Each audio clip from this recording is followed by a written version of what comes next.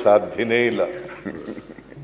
ರಾಜಕೀಯ ನಿಶಕ್ತಿ ಇದೆಯಲ್ಲ, ಅದು ಬಾರ್ಲಿಕ್ಕೆ ಸಾಧ್ಯನೇ ಇಲ್ಲ. ಅಂಥ ಅವಕಾಶಗಳಿಗೆ ಅವಕಾಶನೂ ಇಲ್ಲ, ಮತ್ತು ಅಂಥ ಸಂದರ್ಭಗಳು ಬರೋದೂ ಇಲ್ಲ. ರಾಜಕೀಯ ನಿಶಕ್ತಿ ಇಲ್ಲವೇ ಇಲ್ಲ. ಶಾರೀರಿಕವಾದಂಥ ನಿಶಕ್ತಿಗಳು ಇರ್ತವೆ. Sir, daily dinner party daily ನಡೀತಾ ಇದೆ ಸರ್. ಮಾನ್ಯ ಅಧ್ಯಕ್ಷ, ಇತ್ತೀಚೆಗೆ ನೀವು ರಾಜಕೀಯವಾಗಿ ನಿಶಕ್ತಿಯಾಗಿದ್ದೀರಿ ಅಂತ ಸಾರ್ವಜನಿಕ ಚರ್ಚೆ ಇರೋದು. ನಿಮ್ಮ ಆರೋಗ್ಯದ ನಿಶಕ್ತಿ ಬಗ್ಗೆ ಚರ್ಚೆ ಇಲ್ಲ, ರಾಜಕೀಯವಾಗಿ ನಿಶಕ್ತಿಯಾಗಿದ್ದೀರಿ ಅಂತ. ಸುನೀಲ್ ಕೂತ್ಗಳಪ್ಪ. ಈಗ ನೋಡಿ, ನಿಮ್ಮಲ್ಲಿ ಒಂದು ಮನವಿ ಏನಪ್ಪ ಅಂತಂದ್ರೆ, ಅಶೋಕ್ ಅವರು ಮಾತಾಡುವಾಗ ನಾನು ಒಂದು ಚಕಾರನು ಕೂಡ ಎತ್ತಲಿಲ್ಲ, ಮಧ್ಯಪ್ರವೇಶ ಮಾಡಲಿಲ್ಲ, ಕೂತ್ಕೊಂಡು ಕೇಳಿದ್ದೀನಿ.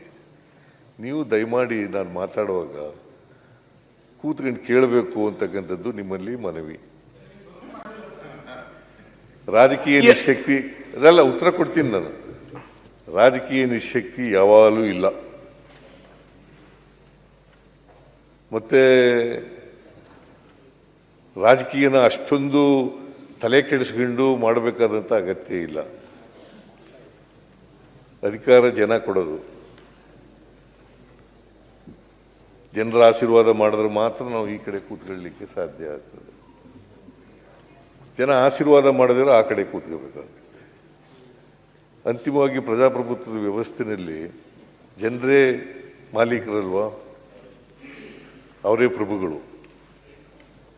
ಅವ್ರು ಏನು ಹೇಳ್ತಾರೆ ಹಂಗೆ ಮಾಡಬೇಕು. ನಾವು ಐಡಿಯಾಲಜಿ ಏನೇ ಹೇಳಿದ್ರು ಕೂಡ, ಕಾರ್ಯಕ್ರಮಗಳನ್ನು ಏನೇ ಹೇಳಿದ್ರು ಕೂಡ ಜನಗಳ ಮುಂದೆ ಅಂತಿಮವಾಗಿ ತೀರ್ಪು ಕೊಡೋರು ಯಾರು?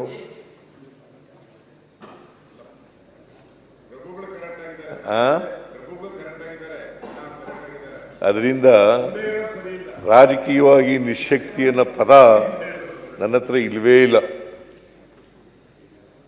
ರಾಜಕೀಯವಾಗಿ ನಿಶಕ್ತಿ ಯಾವಾಗಲೂ ಕೂಡ ಇಲ್ಲ, ಮುಂದೇನೂ ಕೂಡ ಇರೋದಿಲ್ಲ, ಹಿಂದೇನೂ ಕೂಡ ಇಲ್ಲ, ಈಗಲೂ ಕೂಡ ಇಲ್ಲ.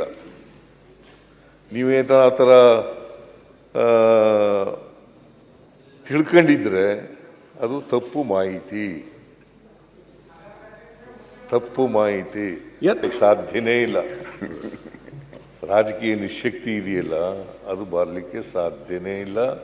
ಅಂಥ ಅವಕಾಶಗಳಿಗೆ ಅವಕಾಶನೂ ಇಲ್ಲ, ಮತ್ತು ಅಂಥ ಸಂದರ್ಭಗಳು ಬರೋದೂ ಇಲ್ಲ. ರಾಜಕೀಯ ನಿಶಕ್ತಿ ಇಲ್ಲವೇ ಇಲ್ಲ.